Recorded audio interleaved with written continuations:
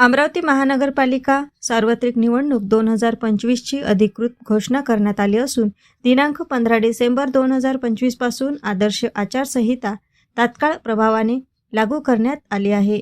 निवडणूक प्रक्रिया पारदर्शक, मुक्त, निष्पक्ष व कायदेशीर पद्धतीने पार पाडण्यासाठी प्रशासनाने तयारीला वेग दिला असून त्या अनुषंगाने निवडणूक अधिकाऱ्यांचे सविस्तर प्रशिक्षण आयोजित करण्यात आले.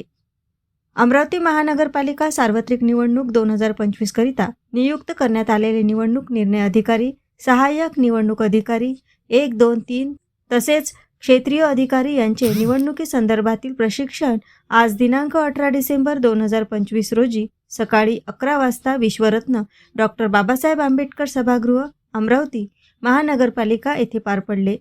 हे प्रशिक्षण अमरावती महानगरपालिका आयुक्त तथा निवडणूक अधिकारी सौम्या शर्मा चांडक यांच्या अध्यक्षतेखाली घेण्यात आले. प्रशिक्षण सत्रात निवडणूक निर्णय अधिकारी तथा उपजिल्हाधिकारी विवेक जाधव व उपजिल्हाधिकारी निवडणूक शिवाजी शिंदे यांनी उपस्थित अधिकाऱ्यांना सखोल व मुद्देसूद मार्गदर्शन केले. त्यांनी निवडणूक प्रक्रियेतील कायदेशीर तरतुदी, आदर्श आचारसंहितेची काटेकोर अंमलबजावणी, निवडणूक कार्यक्रमाची अंमलबजावणी, नामनिर्देशन पत्रांची छाननी, प्रचार काळातील नियम, अपात्रतेचे निकष, उमेदवारी मागे घेणे, चिन्ह वाटप, मतपत्रिका छपाई, मतदान यंत्र तयार करणे, मतदान कर्मचारी नियुक्ती व प्रशिक्षण, साहित्य वाटप, प्रत्यक्ष मतदान, मतदान प्रक्रिया, मतमोजणी तसेच आचारसंहिता भंग झाल्यास करावयाची कार्यवाही सविस्तर माहिती दिली. यावेळी आयुक्त तथा निवडणूक अधिकारी सौम्या शर्मा चांडक यांनी निवडणूक काळात सर्व अधिकाऱ्यांनी संवेदनशील, तत्परता व निष्पक्षता राखून काम करावे असे निर्देश दिलेत.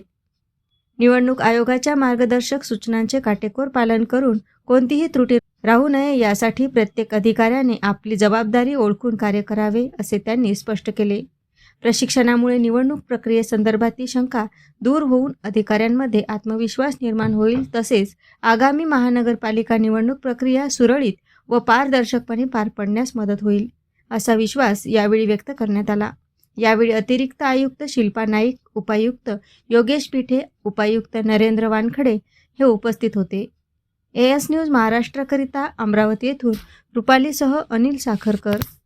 व्यक्ति आरओ केबिन में एंट्री लेने अगोदर ARO 1 ने अलग से इसको चेक करना चाहिए. कारण जर ARO 1 ची चेकिंग RO च्या समोरच झाली तर एक प्रकारची वेगळी व्यवस्था उत्पन्न होऊन जाते. त्यांना असे वाटेल की आमच्या एक्सेप्टच होणार आहे. RO च्या रूम मध्ये एंट्री व्यक्तीची तेव्हाच होणे पाहिजे तेव्हा ARO 1 मार्फत पण एकदा परत तपासणी झालेली आहे आणि नंतर मग RO चेंबर मध्ये एंट्री होणे पाहिजे आणि फायनल एक्सेप्टन्स होणे पाहिजे. जर तुम्ही हेच प्रोसेस आणि तुमच्या अधीनचे कर्मचारी आहे जे हे काम करणार आहे त्यांची चांगली ट्रेनिंग दिली तर हे विषय येणार नाही अशी अपेक्षा आहे. सेकंड विषय यामध्ये नोटीस बद्दल एक विषय होता. जर काही हरकत आणल्यास तर त्यांना नोटीस बाजून आम्हाला म्हणजे एक प्रकारची संधी द्यायची आहे उमेदवाराला त्यांची अर्जला रिजेक्ट करण्या अगोदर. हे पण महत्त्वाची बाब आहे. नॅचरल जस्टिसचा प्रिन्सिपल आहे. आपल्याकडे वेळ जास्त नसल्यामुळे असं नाही आहे की 24 तास किंवा 48 आवर्सची नोटीस देणे शक्य देणार आहे. तर ही आपण पण जेव्हा पॉलिटिकल पार्टी सोबत बैठक करणार आम्ही त्यांना बोलणार आहे की आपल्याकडे वेळ जास्त नसल्यामुळे फोनवर नोटीस किंवा पेपरची नोटीस आपण व्हॉट्सअपने तर माध्यमात देणार आहे आणि लगेच उपस्थिती एक्सपेक्टेड आहे.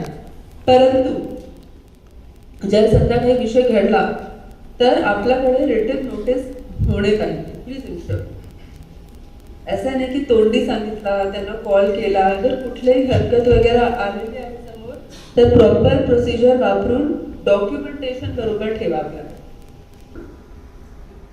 पत्र जे आहे नामनिर्देशन पत्र सोबत ते ऑलरेडी नमूद आहे कोणते कोणते आहे. त्यामध्ये हे विषय नाही आहे. त्यांना काही सेपरेटली ॲफिडेविट ते द्यायच्या नाही आहे. त्यांच्या एक बेसिक ॲफिडेविट येणार आहे की मी सगळं वाचलंय